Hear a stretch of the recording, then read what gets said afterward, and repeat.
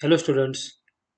Today we are going to discuss some problems from thermal properties of matter. आज आपण काही thermal properties of matter या topic वरची काही प्रॉब्लेम्स बघूया.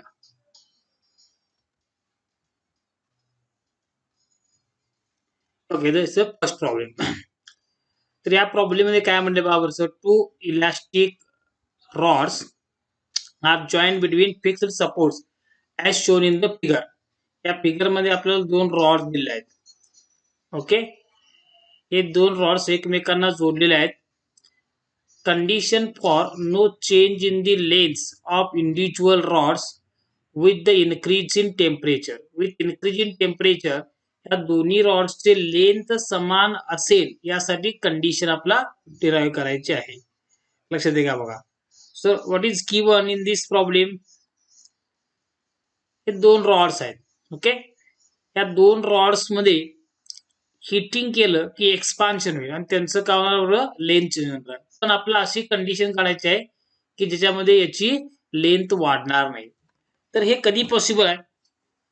लेंथ वाढणार नाहीत यासाठी काय असं thermal force in first rod मध्ये जो काय थर्मल फोर्स तयार होणार या पद्धतीनं, समजा तो F1 असेल, हा काय करत, this force exerts on rod 2. Similarly rod 2 मध्ये तयार होणारा जो थर्मल फोर्स आहे तो F2 म्हणूया, तो काय करेल बरं, रॉड 1 ला एक्झर्ट होईल. रॉड 1 वर हे जर दोन्ही फोर्सेस इक्वल असतील तर there is no change in its length. जितकं फोर्स तो first rod second rod apply करतो तेवढाच फोर्स सेकंड जर फर्स्ट वर अप्लाय करत असेल तर याचा अर्थ दोघांचीही लेंथ काय राहतील बरं, कॉन्स्टंट राहतील. Therefore condition for no change in length is nothing but equal to cast power thermal force in first rod is equal to thermal force in second rod. What is thermal force? Thermal force आपण formula काय येणार, y1 alpha 1 a1 into rise in temperature delta t is equal to y2 alpha 2 a2 delta t. हा formula आहे. या equation मध्ये we can cancel out delta with delta T. तर काय बरोबर असेल इथं y1 alpha 1 a1 is equal to इथं राहणार y2 alpha 2 a2. Therefore a1 upon a2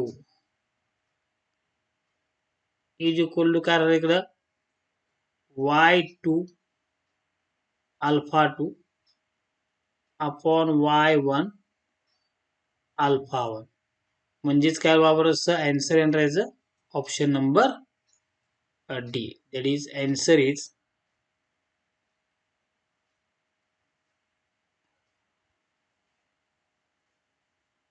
option. Okay, next problem हो गया.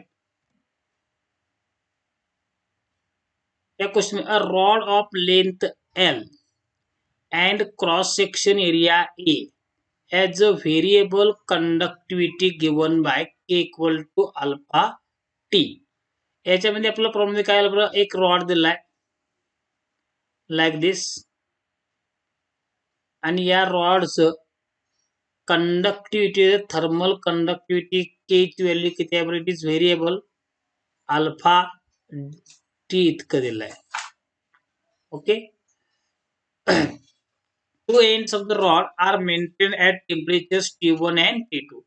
समजा इथं टेम्परेचर T1 आहे पहिल्या एंडला आणि इथं टेम्परेचर T2 आहे.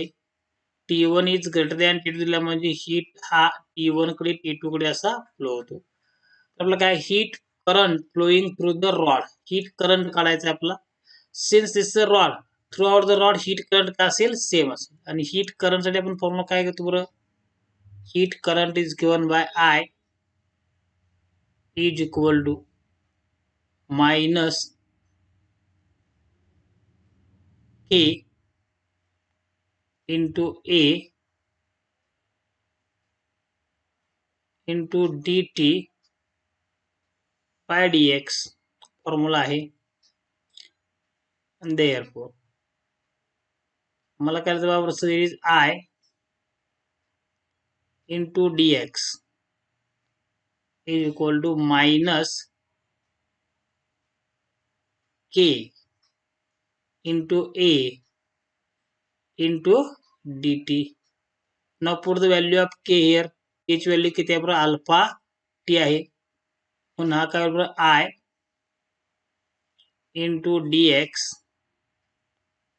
is equal to minus K. K means what? Alpha t into A into dt. त्याला इंटिग्रेट करा.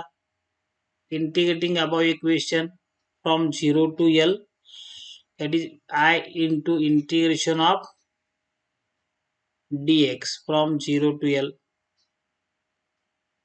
is equal to minus alpha into A. हा इंटिग्रेशनच्या बाहेर येईल आणि इंटिग्रेशन ऑफ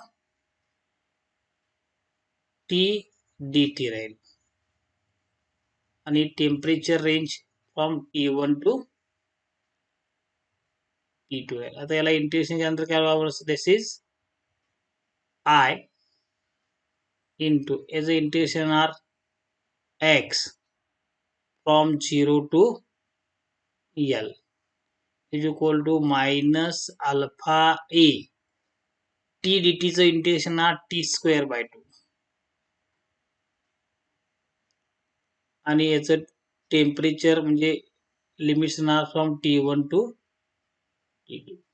आता याच्यामध्ये काय आफ्टर पुटिंग लिमिट्स इथे येणार I into L is equal to minus alpha A upon 2 आणि ब्रॅकेट मध्ये येणार T2 square minus T1 square. हा मायनस साइन रिमूव्ह करतो आणि इथला ऑर्डर चेंज करतो. इथं लिहितो आपण आता दॅट इज फाइनल इक्वेशन काय बरोबर I is equal to A into alpha into T1 square minus T2 square upon 2L. That means answer is option D. Answer is option D असेल. Thank you very much. Please like, share and subscribe my channel. Thank you.